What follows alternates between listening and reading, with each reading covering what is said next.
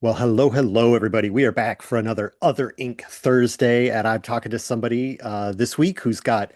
Uh, I met at PAX Unplugged last year. This is Quinn Murphy of Thoughtcrime Games. We're going to talk about a bunch of projects that you've got on the burner there. Hello, welcome to the interview. Hey, thanks for having me. Yeah. Like I said, I met you at PAX Unplugged, and like we talked for a couple minutes now just hmm before I pushed the record button. But like, this is like we we barely know each other, and I love these kind of interviews because it's like I've seen some of your work, and I've seen like um the images that you have for your books and your covers and stuff like that. And so like I kind of know some about what you're on about, but like I don't know you really well. So we'll get to find out. I get to learn about you. I'm not just asking questions like that I already know the answer to, right? Because Yeah.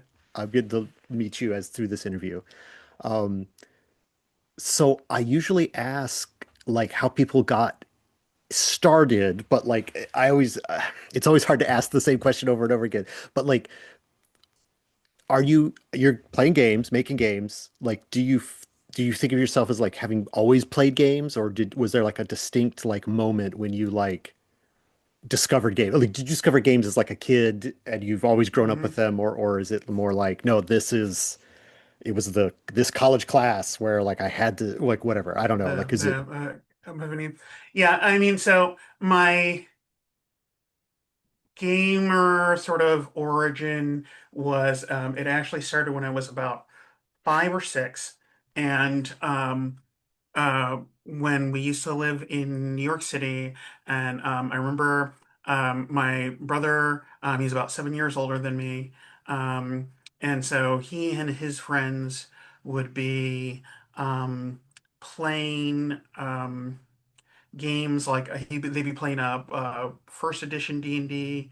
And like the, they started with like chainmail, and they were like oh before he wow. kind of got out of it, they'd be playing advanced D&D and stuff, and I would be like, hey, I want to play. Yeah. And if I don't know if you've ever seen like the old first edition advanced D&D books in particular. I mean, Um, probably not in person, but I've seen but they images but of they them. were They're they were like they were advanced, like in terms of like nudity and ah other stuff like that. They were like not kid safe. yeah, they were And aimed at adults. right, But and so I could not like look at that, like I'd be like, I want to play, and they were like, no, like they were like explicitly uh keep me out of the room, like, can't like do this, no nothing, these right? Because that monsters are too sexy. yeah, basically, right. And it's you know so fast forward 6 years or so, we've kind of like moved out of the city up into like Western Upstate. And my brother's like at college. He's, doing his thing. And so the books are unguarded, Mm. right? I'm like about 11 years old. The books are unguarded, and it's like, yes, this is me. And I quickly kind of, much to my chagrin and, sort of like preteen delight, like figured out like why they wouldn't let me look at the books ever. Right? I was just like, oh, okay, I got it. But then also I would, um, I was like obsessed with playing this game. I'd been like had like 6 years of energy, wanting to like play this game, and see what the heck they were talking about. And the only problem with it was, and this I think is foreshadowing for me as a game designer. Um, Yeah. my brother had a bunch of the books. He had like Fiend Folio. He had like all the like a bunch of monster manuals, all the stuff, Player's Handbook, but the advanced D&D at the time like had at least half of the rules, like substantial parts of like combat, all the stuff for experience points and magic items. They were all in the GM's guide, Hmm. right? So Hmm. like playing the game without the GM's guide was a tall order. But I was like so undeterred. I basically was just like, we're gonna play. It's like got me from the other. We're like, I just spent a bunch of time inferring from the player's handbook What what the rule I was missing should have been in there. So I was just like, I think, well, I mean, considering they have this, it should be Yeah, yeah. this kind of thing. And then where it actually came together, the thing that I couldn't kind of figure out was the to hit tables, right? Like what in second edition D&D would become THACO, Hmm, um, hmm. everybody's favorite acronym. Um, uh, I got I couldn't get a copy of the GM's uh, uh, the Dungeon Master's Guide, sorry, the Dungeon Master's Guide, because it was like the 80s and like there was no Amazon. Yeah, The sure, nearest sure. place to me was like a 40-minute drive, and they like had like a very slim picking of books and never had the Dungeon Master's Guide. But I did get a DM screen that had for reference that theme. So I basically like used that as my Rosetta Stone to get the like how to like get to hit score. So then I was like, okay, now we're gonna play, and I just started like running the game. It was like maybe like I was in um like yeah, I was like in like almost through middle school Yeah. before I actually got a copy of the Dungeon Master's Guide and go, "Oh, okay, well, I got to see like what I got wrong, which was a lot. Uh-huh. Um but I also got to see what things that I actually inferred correctly, which was actually quite a bit more than I thought. I was like kind of like encouraged, and it kind of Yeah, gave yeah, me this yeah, and so I like, it very early on gave me this uh confidence with kind of like, well, I guess I can figure this stuff out and I can like make my own kind of rules yeah, and stuff that are decent if we want, because we had a lot of fun doing it. And then from there I just was played um, lots of different games, played lots of second edition, advanced D&D, and then like Teenage Mutant Ninja Turtles, it yeah, just sort yeah, of yeah, yeah. was this thing. And then I always kind of like wanted to like I made like a bunch of like kind of like amateur games here and there, running up in lots of like house rules and things. And it wasn't till like much later where I kind of got interested in I had stepped away from role playing for a little bit, particularly D&D. I was kind of away from like third edition. I just sort of had my fill Hmm, of hmm. um, the third edition sort of OGL glut of things. Yeah, Um, there was so much. There was so oh my much. God, it was so much. And then I saw like fourth edition D&D, and I really liked how they sort of like cleaned it up and sort of made it kind of like brought it to sort of like the essence. Like to me before that, I think the best, most D&D of D&D editions was actually Rules Cyclopedia D&D. Hmm, hmm. It just sort of and it had that same energy, and so I got into it and I started a blog where I did my own house rules and like kind of like discussions for Dean for fourth ed. And from there I just started. I actually got some people like reached out to me, and I started doing game design professionally at that point. Yeah, I mean that's you're I mean, usually my second question is like, when did you make the transition from being a player to being a designer? And it's like for you, it was one and the same right at the beginning where you were Yeah. like, I love that. I've never heard that origin story before of like, I was missing the book and so I had to make it up. And that's, yeah, I mean, I think still for me, the sign of like being interested in a game is when I want to make something for it. So like on the rule side, not a character. Hmm. Like if I like a game, Hmm. maybe I'll make a character. But if I really like a game, then I'll want to like Oh, make a stat block or like write an right. adventure or something like that. And Hmm. that's again, that sounds like something that you were already right from the beginning. You're like, oh, I'm going to make this stuff. And Hmm. then I guess it sounds like the arc you're like at the right point at every time, right? You're like you were at the right place to be doing blogs when blogs were like super like I Hmm. don't know. This year I've been getting back into blogs, but blogs have been kind of like on the cultural down, I think. I mean, I feel like they're starting to. swing. I mean, They're going between up. that and newsletters, they're not Well, totally irrelevant. I'll right. say it. What is a blog versus a newsletter? Like I've been trying to solve this because like you can subscribe to people's newsletters and then they come to your email, but I don't want to read stuff in my email. I want to read it as a blog on my RSS reader. Like I don't know. That's a whole other direction. We're not going to go there. We're Right. we're still talking about you coming into game design. So you've already answered like all of the like history. It just sounds like you had the Yeah. perfect time of it, but like the perfect timing as you went through.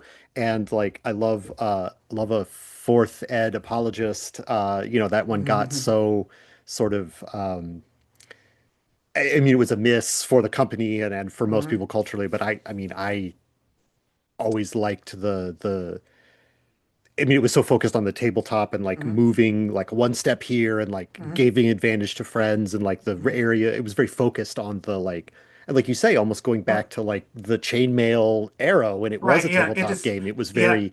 It was very different Is from yeah. three and five.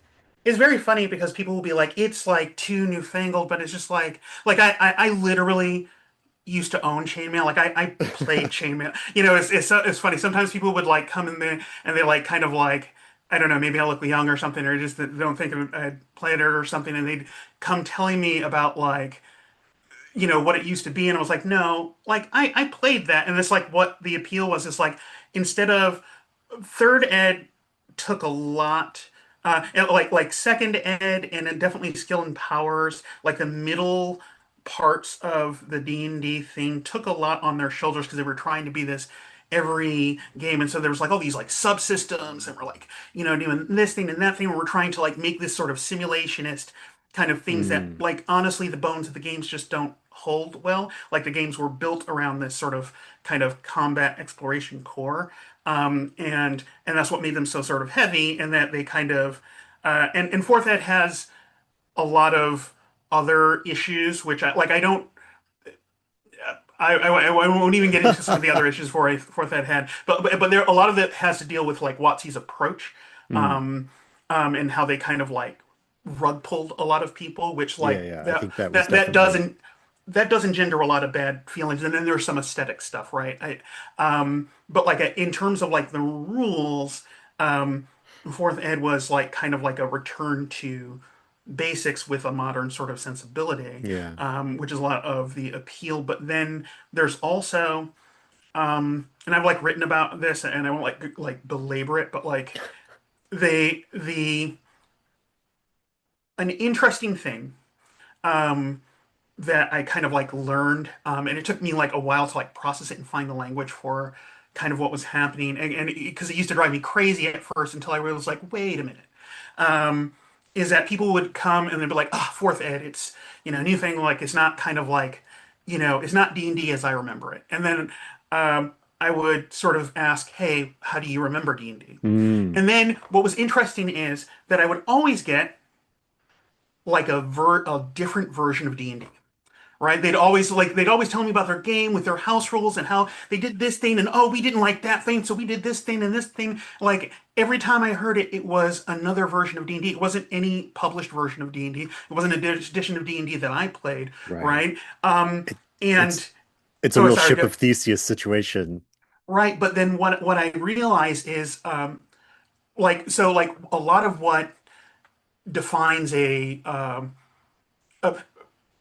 went to like to judge the sort of quality of an RPG, it actually has to be kind of like self-referential. Like you can't really Hmm. compare RPGs because they're promising different things, and then it's really how do they meet their own promise? And the implicit promise of D&D, because it's is as much in cultural expectation as it is in the rules of the system, it had become that D&D is actually supposed to be a bit broken, so it prompts you to go, just like I did, like back in my origin story, was just kind of like there's a bunch of stuff that I don't know how to make work, and so I like made up my own version, right? And like, and everybody was telling me about all the stuff that they did to like modify it and make it work and like have fun, and like a lot of the OSR kind of movement Ah, is yeah. is around like sort of like Everybody's rulings, fixing not rules. D&D.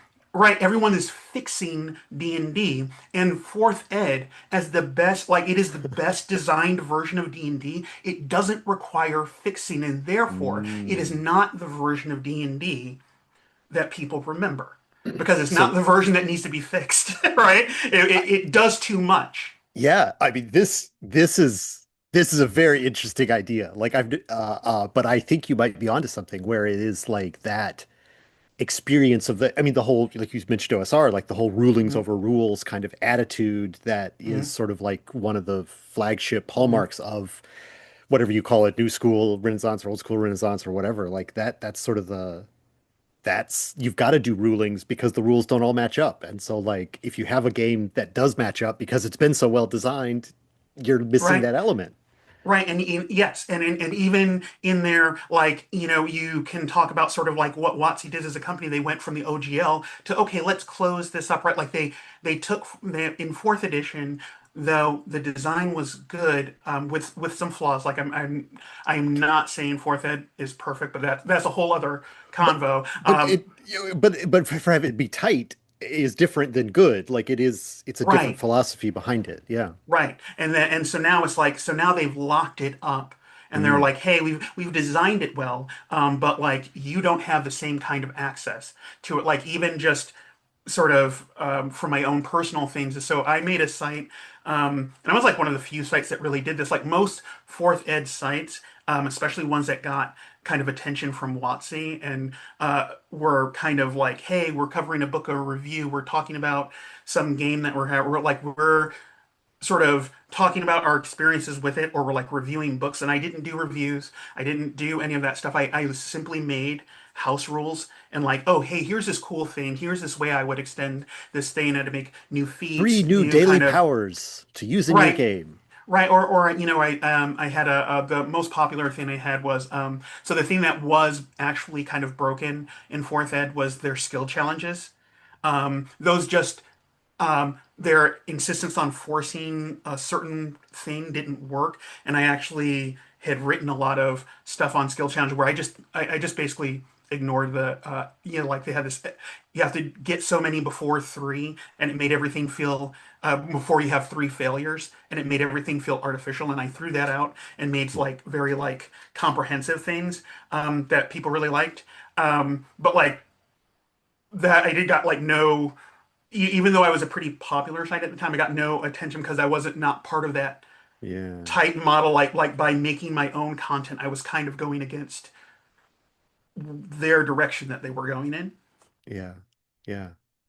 Uh, well, I'm going to use that as a way to transition to the next like part of the Yeah, interview. Like, I mean, we could go on yeah, talking yeah, yeah, about yeah. the past for a long time, but like, it sounds like maybe what I'm going to turn on there is like if you were engaged and you had like a following and you had this stuff, but then like what it was still sort of like you were playing in somebody else's sandbox. So I assume that that's kind of the reason eventually that you and you talked about being published in other places and stuff like that. But like Mhm. at some point you were like, no, no, no, I have to start at my own house to I have to build my own sandbox. Uh eh, I mean, what is it as simple as that, or was there something that led to Thoughtcrime Games being your thing currently? Yeah, I mean, I think it was an interesting time um, at there, and there was like a lot of sort of being kind of involved and at the edges of sort of like this weird like there's like kind of this weird schism, between sort of like 4E and like other games, and like because they have how WotC did it, they basically created Pathfinder, Yeah. and stuff like that. And and I've always like, yeah, I don't really have anything. The only reason I didn't play Pathfinder first edition was because I was kind of it was built off of third ed core, and I was kind of done with third ed. Like I Hmm. just it wasn't really my thing.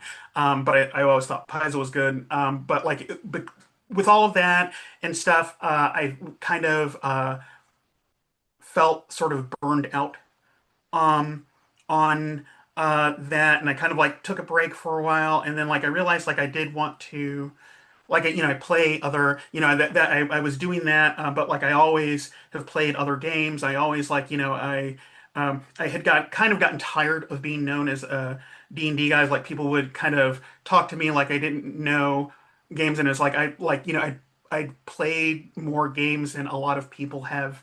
Like that more I've played more than most a lot of people even know, Hmm. right? Hmm. And I wanted to kind of uh, do my own stuff. I usually like I did a lot of freelance work, and that was fun.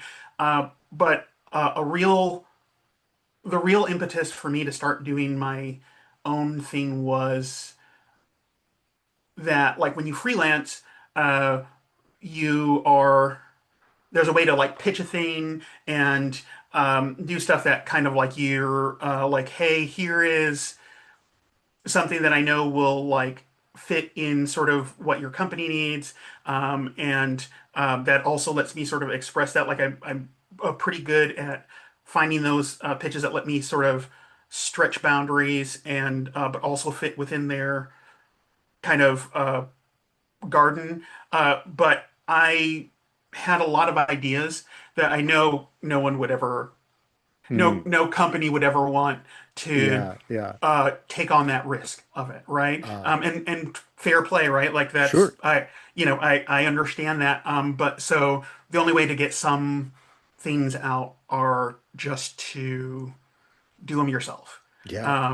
And so You mentioned you mentioned TMNT and Palladium games is my first credits are with Palladium, and then okay, my nice, business partner and I, Brandon, like we were like, okay, so the next game that we want to make is a game that Palladium will never publish. So I right, guess we have to do it ourselves, you know, and so right, that's the origins of our company. So like, yeah, I totally understand that sort of like you kind of know enough to know that this isn't if you want to do this, you have to do it yourself, you know, like if hmm you've been um getting credits or you've been working for other people, you're like, ah, well, right, you know, this one we'll have to take a risk on ourselves, you know. right, Um, and it's great when it pays off. So hmm yeah, yeah, and it's and I obviously getting rich quick or slow is not a goal one should uh, seriously entertain in this industry. And so the main goal for writing any game, designing any game, I feel like should be that you have something that you want to express, hmm, and that you want to also give people tools for their own expression, right?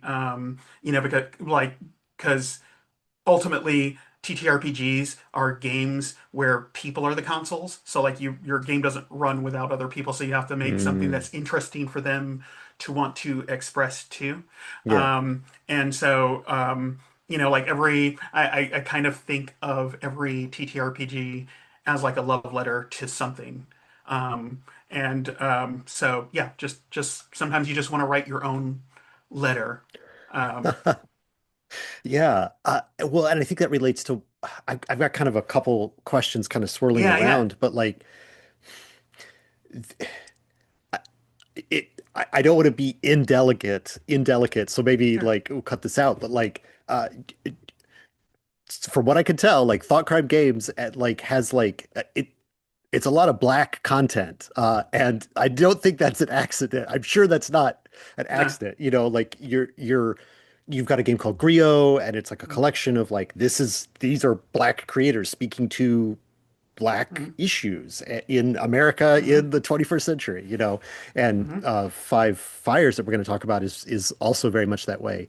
And so like what you just said about like kind of giving people a game that lets them express themselves is like uh I assume you know that's you didn't do this by accident. Like you're making these right, choices, right? right. Um and the way that that relate and then like I think I'm putting this into you so you can tell me Yeah, if this yeah. is wrong or not, but like then to call that project Thought Crime Games, it seems Mhm, another aspect of this sort of like praxis about it where it's like mhm, you're kind of pushing back against sort of mass culture in a way or you know the most funded and mhm, you know popular culture like you mhm, know like D&D didn't put D&D 5 has like black characters Mhm. in it in the art and stuff like that, but a lot of earlier versions don't Mhm. necessarily feature a diversity of people. Mhm. It's all Right.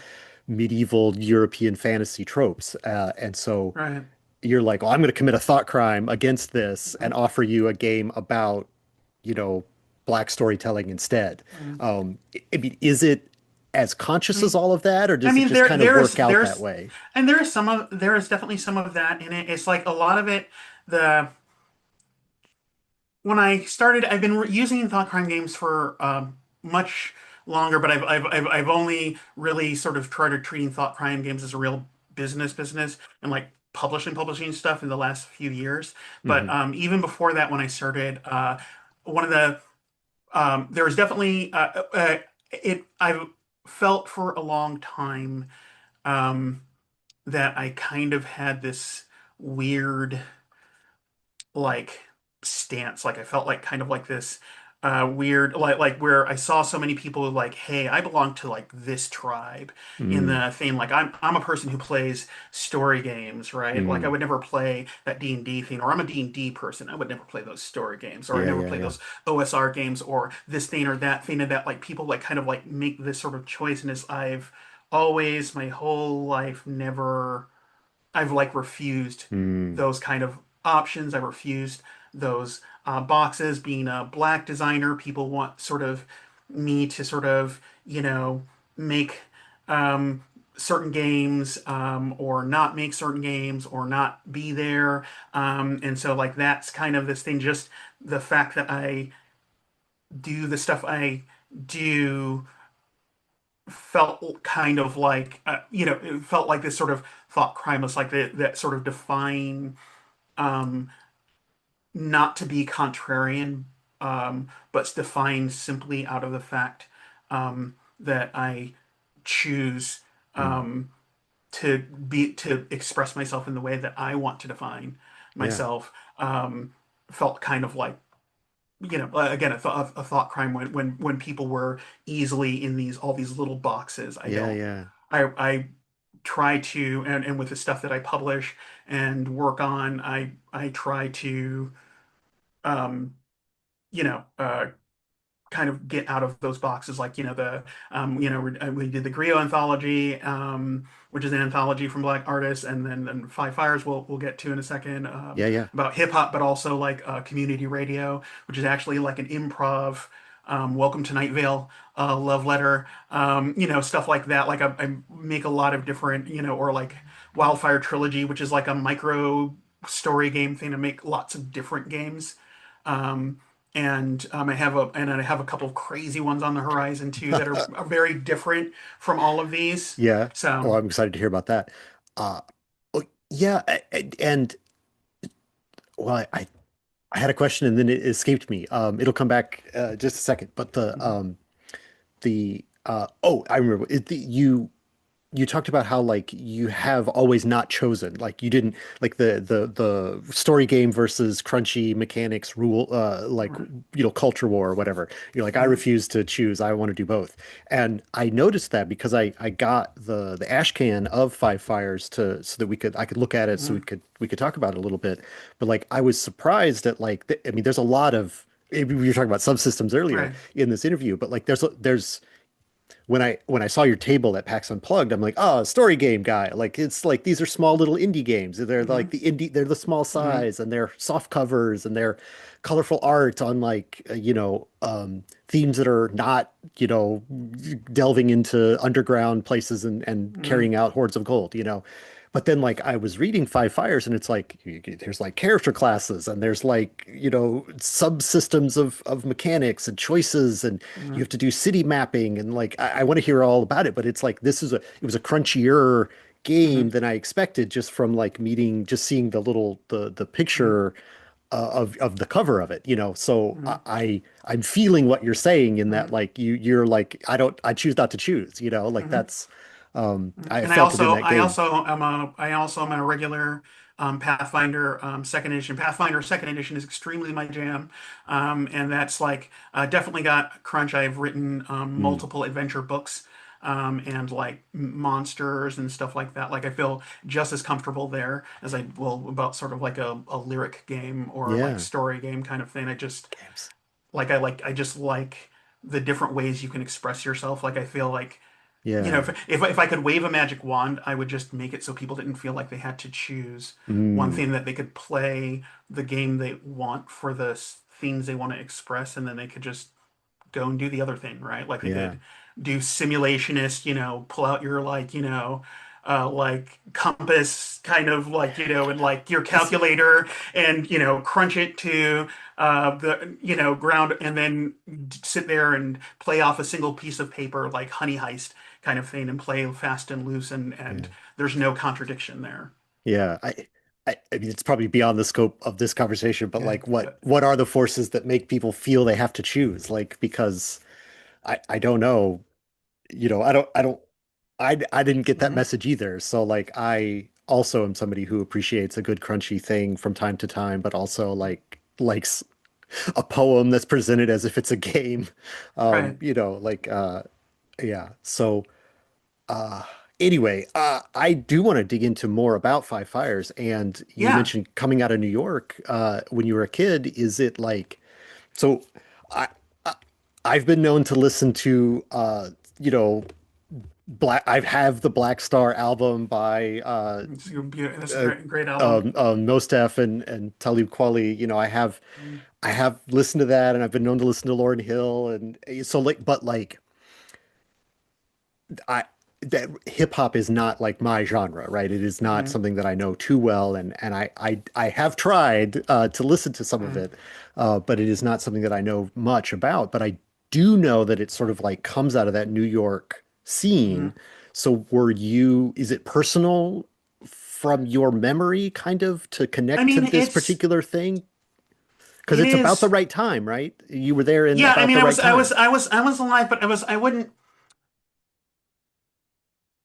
It is. Five Fires is a love letter and a bit of like a fever dream, right? Because like Mm, I wasn't like a part of the scene. My favorite story I like to tell is um, I remember uh, one of my favorite movies is this movie called Beat Street, um, and it's a lot of the inspiration for Five Fires. And I remember um, watching it with my brother had taken me to it when we were in New York, and I was like out there and I was like, oh man, I like gotta like I want to like break dance and like I was like like getting ready to like pop and lock, like let me do a backspin. My brother's like kind of trying to keep me off the I was gonna do it on the sidewalk, and he's like, no, like do not break dance out here, right? He's trying to keep me safe. And I was convinced, I had this,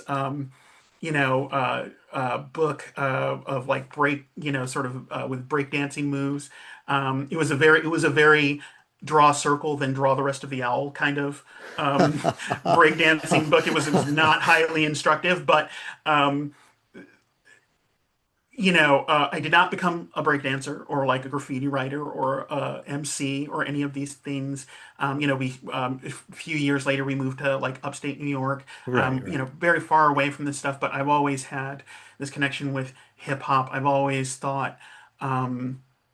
What's always amazed me as I kind of got older and like learned not just sort of like the different like artists and stuff like that, but like when you go back and you look at like kind of the story of hip hop, it's this like really incredible tale of making something out of like nothing, right? It's sort of this, very like highlights, it's like it's a whole separate set of podcasts to talk about the history of New York, but like just, the invention of like kind of the beat, right? Of like how this guy like discovers like, hey, wait, I could take this, um, one part of a song that I like, and I could like go and learn how to like, sort of like loop it back just there, and I can take like a whole record and then make like a new song by like looping that, or like people used to like make the break beats on like cassettes and like loop that, like all of these like different inventions, or people to have the block parties kind of like like original DJs were like kind of like engineers, right? Mm, They'd mm. like figure out how to like to power up their sound systems. They'd like hack street lights and like have like big block parties, and all in this and all, while all of this happens, um it is they've been sort of like because of like sort of like corruption and racism, like the economy has been like drained from the areas. There's like sort of like I mean, this is gang the age of violence. malaise, you know, like Right, for America, right? The right, malaise forever years. right. And out of that hardship comes this, sort of this sound and this culture for artistic expression, that helps alleviate some of that stuff, right? Like, like there are themes where like some of the gangs started, they'd have like, instead of like fighting, they'd have like breakdance battles.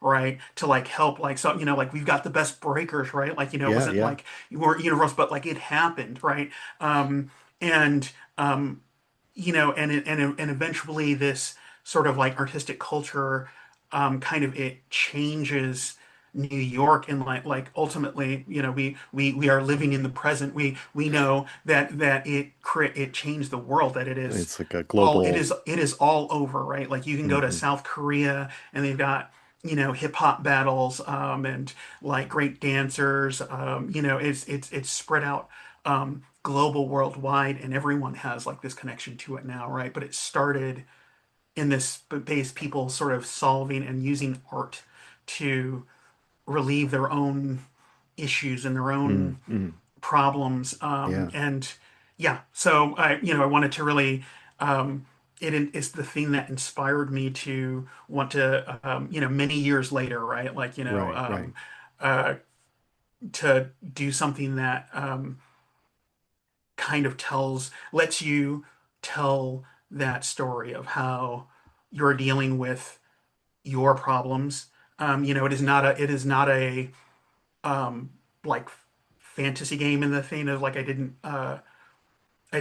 sometimes we're like, oh yeah, you can make like a hip hop, mecha game or something like that. Yeah, And yeah. like that stuff is cool. Like like, you know, put it in my idea queue, right? Like that stuff is great. But like I felt like there aren't really any games about hip hop like that on the market. Well, And I yeah, wanted, that's what I was going to say. I feel like I've seen hip hop as like an aesthetic in board games, and I've seen it maybe as like you might have a music themed RPG that includes like hip right, hop as one of the options, but I haven't encountered something that is trying to dig into hip hop as a cultural phenomenon specifically. But I haven't seen all the games. There's a lot of games, right, yeah, yeah, I hadn't seen it before, and it, the anyway. I think I interrupted you partly to say yeah, that, no, but no, that yeah, no, that's fine. Yeah, and so I wanted to, and I feel like the story of hip hop is like, and that in energy from it is so cool, that we can sort of do it unvarnished, right? mm, I don't have to spice it up, by yeah, making like yeah. a hip hop dungeon crawler. Again, would be cool, right? I yeah. And I actually have another sort of one pager game where you can actually do that, called Playlist Dungeon. But yeah, but for Five Fires, it's like basically it's got like a basic game loop of kind of like you create your own city.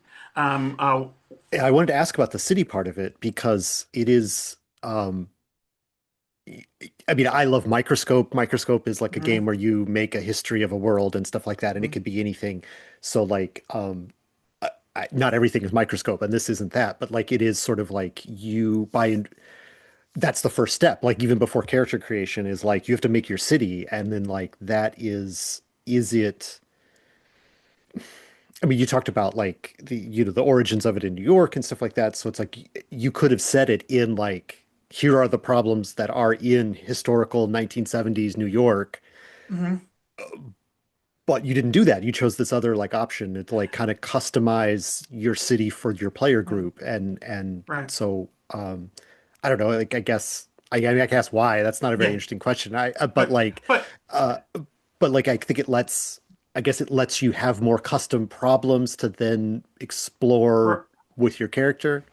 right. Like so like every just sort of like talking around the sort of edges of the design decision is every RPG, the most important part of every RPG is the white space, right? Mm, there's a part where I, as a designer, like I tell you some stuff, I try and sort of evoke some stuff. I use, kind of like get some cool setting stuff, maybe make some interesting interactions, right? But then there's always some part where I basically my main move is I have to trust you, right? mm, I have to like go, cool, like this is you, right? And I have to make white space and like where are you going to sort of play in it? And um, if I make a game that is historical, right? Now, one, I have to sort of, to help you get it right, I have to tell you a lot of stuff, right? Or I have to give you like a lot of instruction. Then you're also kind of like, you're now encouraged to get it right, mm. and discouraged from getting it wrong, which is like a recipe for failure in a kind of creative scenario. It's a very Um, narrow bridge between those two that you're right, having the players then navigate. right. But if you go, hey, you're going to make your own sort of like you're going to make your own fictional kind of city where hip hop is coming to life, right? And you get to sort of tell the story. And so now you get to use your experiences, your knowledge, and you get to sort of play and then that can form the formation for, that can form the foundation for your characters and your group play. And so now you don't have to worry about like these historical collisions there, and you can tell a story. And then that the where I try to tell the story of hip hop is in the game loop that is generated, and that you can sort of that you basically and the you sort of the game loop is a one where you sort of have sort of basically over a course of like a 6 session game. Um, you are there trying to um, like solve like your real world kind of problems. And then when things go wrong, or just to create you kind of there's sort of these mechanics for simulating making art. And as you do those things, your art also starts to kind of like you're getting played on radio stations or you're getting up there, and then it starts sort of affecting things around you. Mm. Maybe you hit it big and you're making a bunch of money and or whatever, and then at the end of the succession is sort of okay, so like what happened, right? And you sort of like kind of have an epilogue of Yeah. how everything sort of played out and how you changed yourself and the people around you, and that's what how we tell the story of hip hop, not the actual historical details. Yeah, it's like the the form can be different as long as the questions are the same, maybe Right. is Hmm. something like Right. that. Hmm. Um, well, you've mentioned the gameplay loop and you just talked a couple times. So like what is the central gameplay loop? And I think I know the answer Right. a little bit based on looking through the ashcan, but like what is that for you? What is the central sort of like Hmm. details of moving through the game Yeah. over those sessions? Yeah, and some of this is changing. I'm revising, but the details of this are changing. The basic game loop is staying the same, but and I'm because I'm also sort of I'm breaking it up. So there's going to be option for sort of like one shot play, Okay. um, with like a pre-generated city and stuff Yeah, I like wanted that. to But ask about like if it's always has to be six or if there are other ways to play, yeah, but yeah, no, that's a question for a second. But like, yeah, but it is each session you get like a limited. Your group has each person has like a limited amount of like beats, and those beats you use to sort of drive scenes. To like each character will have a couple of problems that they have. One's like a major problem, and then one that's affecting their life a lot, and one that's like a minor problem. And you're trying to each problem sort of takes a number of sort of successful steps there, and then you It's like are progress trackers on the character sheet of your problems, you know. right, exactly, and you're trying to essentially you're trying to when you solve one problem, you're going to get another problem. That's just how Yeah, life goes, right? that's how life Um, goes. Yeah. and but you're trying to solve. Actually, hold on. Before I get to that, as you do those things, there's a chance that you're going to get stress. And Mm, stress can be represented in, physically, mentally, whatever. If you take too much stress, you get stressed out, which sort of like basically because you're on a limited time thing, it basically means you can't sort of solve your problems and sort of like limits you there. So what you do when you kind of get stressed out is that you can make art, and so there are some you can make mm, art scenes, and those art scenes sort of again they represent sort of their group exercises and sort of generating kind of like the content of like a song or a new breakdance move or what that is, and then each of those kind of at the sort of beginning and end of play kind of start doing things on their own. People like start talking about your breakdancing moves, or people are listening to it on the radio, or things like that. And then that can give you sort of resources or fame or things like that. And then when you're out of beats for the session, once everybody uses up all their beats, their scenes that they drive, then that's the end of the session. And then you do the wrap up stuff, and then you do that till you get to the end, and then you sort of take up all the results. How many problems did you manage to solve? How many like resources did you get? Like how big do your songs get, or do you just develop a cult following, and yeah. then you up a log? Is is there like a central resolution mechanic where there's some point where you Oh set up yeah, a yeah, scene and then at some point you have to roll a pool of dice or flip a card yeah. that like determines how that went for you? Or is it purely, I mean, you've already said yes, but like is it more I'm gonna spend I want to spend one I mean, I'm thinking about Fiasco, right? Where you Right. kind of like choose to set up a scene or choose to resolve whether or not it works out for you. It's so like you could spend your currency that way. Where like I'm going to spend three to like make this go my way, and then other people get to tell me how it went. Or, but anyway, you already said that there is Yeah, a yeah, yeah. central resolution thing. Yeah, there is it is kind of like a riff on other kind dice. It's you will you'll sort of like set up your scene, how you're going to go about sort of solving this step of the problem, and who's involved, where you're going to go. There are sort of like tools to help you kind of like manage that. Then you will kind of play it out. Um, and or so first you will once you set it up, um, you will go and you'll like roll like a dice sort of a dice pool of like oh, okay, here are the things I can do, and there's like different ways you can sort of build it, and then there is a triumph, trouble, or stress.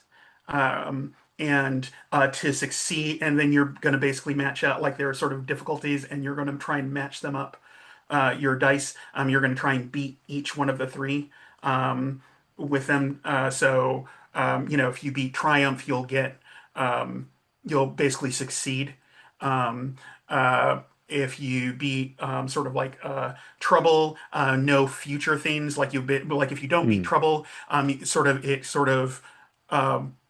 escalates Yeah. difficulty or problems in the road, and then if you don't beat stress, you kind of take damage Do you, there. So you could like win and take stress and trouble, or yeah. you could Okay. get lucky and beat all of them, things like that. Yeah. Okay. That's what I was going to ask. If you get to choose, like, if you don't have three successes, can you choose which ones you do? Yeah, yeah. You sort of Yeah. pick which, like you get to pick which one you're going to go for. Like if you could only beat one of them, you're like, Yeah. okay, I need to get this done, or like I can't take any more stress, or Yeah. Do you have like oh yeah, do you have like then I don't know, like a it's not health points, but like it is like a stress track, I guess, that like you yeah, can't yeah.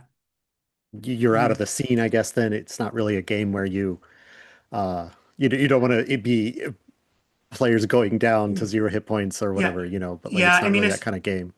it's essentially kind of a thing where you kind of when you stress out, you get another, like you get kind of a Ah, blocker problem that you can, like, now you've got to kind of solve this. It's a shorter one, but you've kind of, it's okay. doesn't count towards your Yeah, actual other things. So it's like you don't want to have the stressed out problem.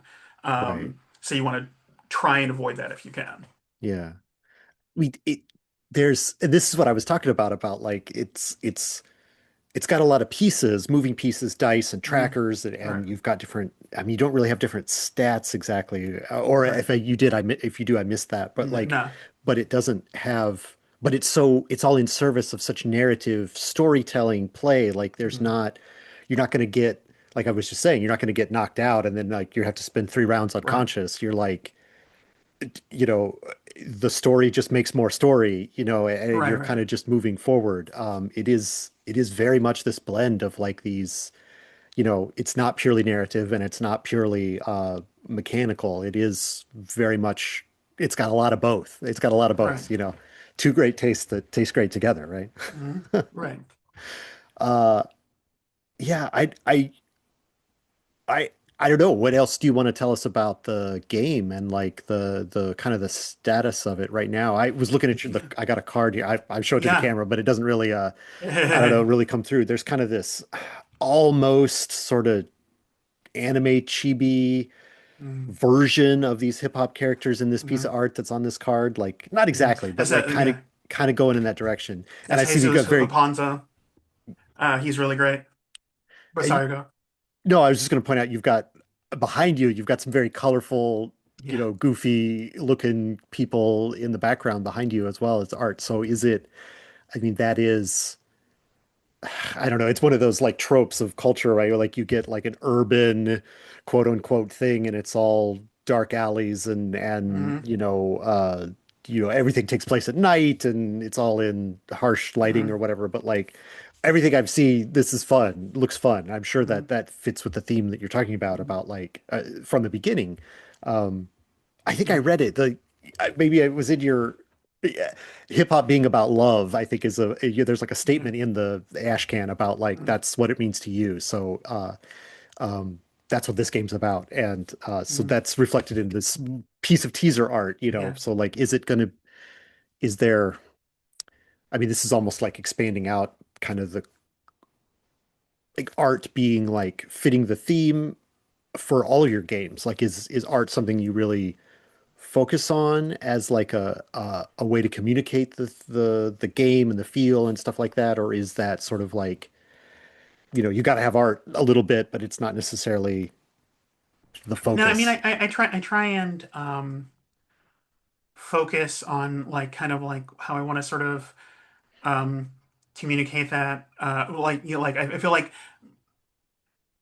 part of how a role-playing game is conveyed is what people are seeing, Mm, not just what they're reading, but like, sort of art conveys a look and sort of texture. It's an interesting thing about RPGs is that they are games of what I like to call borrowed fidelity. mm. And so that there's no where like you play a video game, right? And they've like constructed like you're seeing what they've designed, right? Like they've made your cool like enemies and their They had to make level, a map and put hitbox or clipping right? boxes or whatever on the map, and it is Hmm. what they designed. Right, and it's very definitive, right? Like so like when I talk about sort of fidelity, it's like very like hey, it's defined, very like depending on the game, very like realistic. It's you if you and I see the same game, we're going to see the same things. But RPGs, they're one of the first things that you have hurdles that you have to jump is what are we seeing, Mm. right? Together, right? Like I can describe, a guy stepping up to you in a black trench coat. But do you really see that? Like, there's a person that you see is the same person that I Right. see. But If I were then, to draw that right now, like right, I put a fedora hat on that guy, but you didn't say that, but I put that right, there. But right. And I like, wasn't envisioning that guy, right? Like, I envisioned the guy with like long, straggly hair, there right? you go. I mean, this is to your point. But then if I go, you see a guy in a trench coat, and I hold up a picture of the guy in the trench coat. Now we're actually on the same page. Like there's you know, people will sometimes like argue about sort of the necessity of art and things. I don't think it's a necessity, but it's a tool to Mm. help get people to convey not only the um, the sort of actual circumstances, but to also convey the texture, right? It would be like if I made, say, an OSR game and I made it with like bright, chibi anime art, it would feel very tonally off for people who are in there. Or if I made a chibi anime game with like gritty, Xeroxed, Morkborg style themes, right? People would be Right. like, "What?" There's a gap in the market. Somebody could go in that gap. Yeah. That hasn't been done yet. But yeah, I see what you're saying. It's like yeah, it's like this is that kind of a game is sort of a very nebulous it's hard to define that, but it is very much you feel it when you pick up a game. You're like, this looks like this kind of a game, and then you Mhm. find out whether or not it is when you play it. But like Mhm. certainly there's a Like I don't know.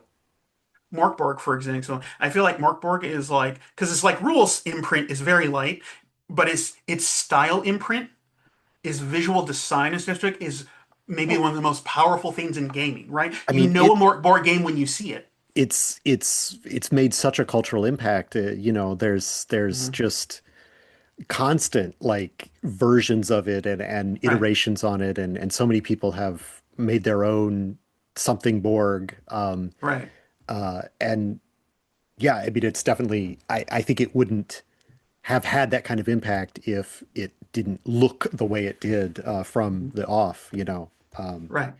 Yeah. Uh, so speaking of that kind of stuff, I have another question that I want to ask, and then maybe, Yeah. well, I'll let you get back to, like, I Here, think I here. kind of moved the conversation on. We can go Yeah, back no, that's to fine. Yeah, Five yeah, Fires in okay. just a second, but like, it- to that end, like, I know I'm more familiar with the like concert posters from like show posters, show flyers from like the punk scene and Hmm. stuff like that. But like, I have no idea. Yeah, I assume that at some point there was a similar sort of like Hmm. organization of like Yeah, this yeah. show with these DJs are going to be at this Hmm. place and this time, and there were posters put up and stuff like that, flyers around. Hmm. Is there a visual language there that you hope to bring to the book, or is that not something that you?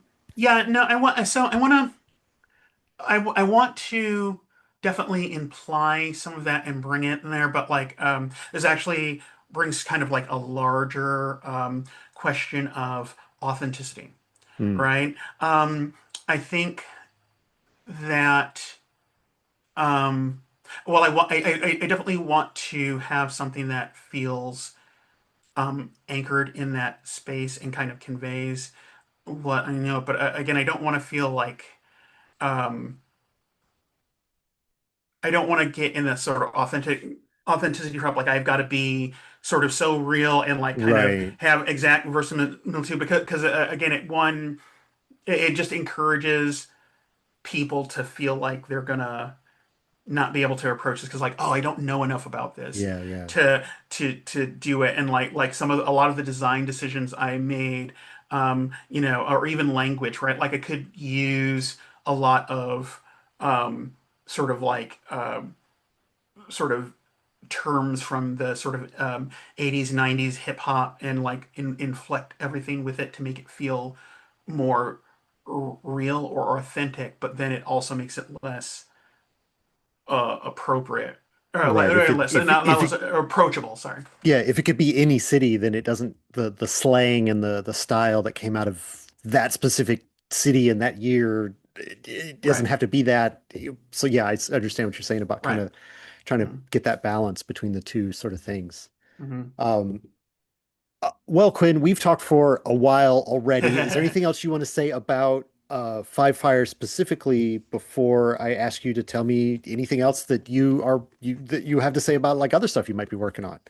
I will say, if folks are gonna come to PAX East, I will be running sessions I will be there with Five Fires and Community Radio to run on Games on Demand if Cool, anyone's cool. interested.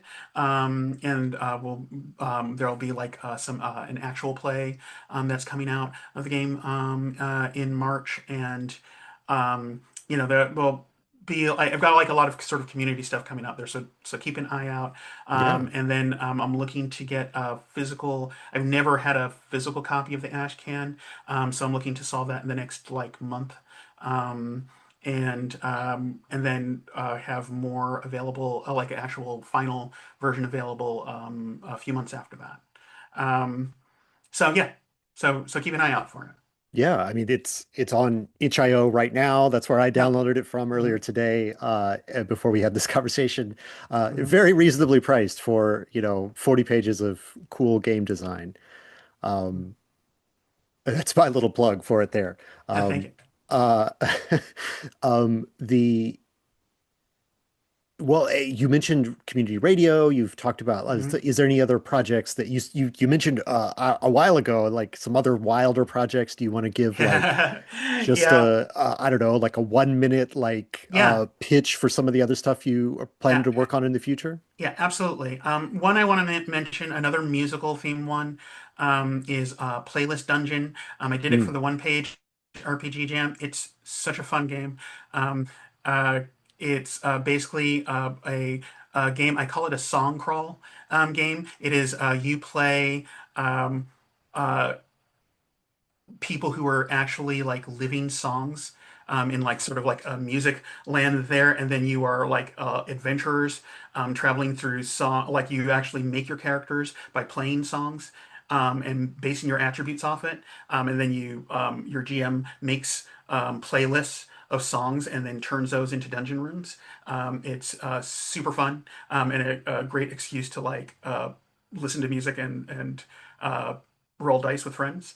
And then one of the fun, crazy ones I am working on now is called Ultra Wolves. And it is we've been doing some play testing of it, and the game is so fun. And it's like basically, hmm? I shouldn't interrupt. Go ahead. Ultra Wolves is essentially you play um, uh, superpowered space werewolves. Okay, Um, okay. and That's what I you're was gonna say. That sounds like that's what it sounds uh, like. uh, the uh, the short sort of setting thing is like a super plague. The ultravirus has like ravaged the galaxy, and the only people who actually aren't like completely like messed up by it are werewolves. Because like mutating and like it's this mutating virus and like sort of mutating and transforming is kind of werewolves' whole thing. And then some of the werewolves actually get powers from the plague, and then that's who you play, and then you're sort of trying to, protect your people because people are still trying to hunt them down. But then also there's a strain of the virus that's gone sentient and is trying to basically spread it and like take over, and so they are also your enemies, and then you are just doing crazy, like there are all these like crazy werewolf variants, like one that is like part werewolf, part tengu, like a Oh, raven nice. werewolf. Yeah, like it's super ridiculous. It's super fun in playtesting so Do, far. it, Talking about werewolves doing ridiculous things, are you familiar with Nightbane, the Palladium Yes, game from back? Yeah, yes, yes. the most ridiculous mutant werewolves possible in that game. Uh, Werewolves and other things, but like, yeah. Yeah. Anyway, this just yeah, okay. Well, those sound great. If people want to check out Five Fires, if people want to follow the future news about Ultra Wolves, where can people find your work, follow you, hear from you, read your blog, all that stuff? Where are you found on Um, uh, these internets? I often talk about different game ideas and things that I've got on. I'm Gamefiend on Blue Sky. Um, thoughtcrimesgames.net is our website. And then we have also that'll have a link to our itch IO store. And that all will also have a link to our occasionally published newsletter, Imagination is for Everyone. And that there I will often talk about game design um, bits, some theory or practical application kind of things that I've picked up over the years. Um, yeah, those are, and then I'll be at like PAX East and Yeah. other places like that. Awesome. Well, thank you so much for talking to me today and kind of sharing your history, your thoughts about game design. Like I said, this is sort of like a get to know each other thing Mhm. for both of us, and I enjoyed talking to you today. So Yeah, thank you this was a for great your time convo. to talk about it. Yeah, thank you. Um, and thank you everybody who watched this video. Be sure to check out Quinn's work around and let us know. I don't know what are some I don't know what's your favorite song? What's your favorite hip hop song? If you don't know any, go listen to one and then check it out. Yeah, it's the secret here. What is that like? We mentioned briefly, like basically every song is a song these days, based on like the wide influence of hip hop. So like, anyway, should be easy for you to pick one. Thanks everybody. Thanks Quinn. We'll see Thank you. you around. Thanks.